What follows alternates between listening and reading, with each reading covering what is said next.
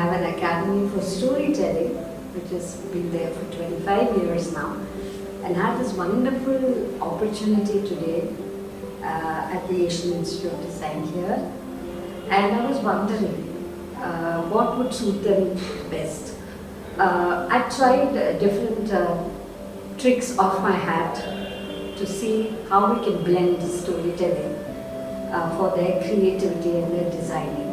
And instead of directly approaching them, I thought, let me unfold them a little bit. Because I think it's so important for people, especially students, to be flexible, to be adaptable, to be open, to be focused. And I thought when we do this through activities or experience, then it might touch them more than just talking about it. And that's what we did today. And I think they are all very open.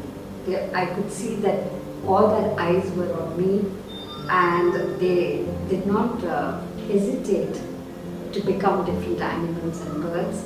I think that itself is a great sign, and I'm sure that slowly, over a period of time through workshops, they will completely trust and start thinking new. I think we need new minds today in any field, even as future citizens.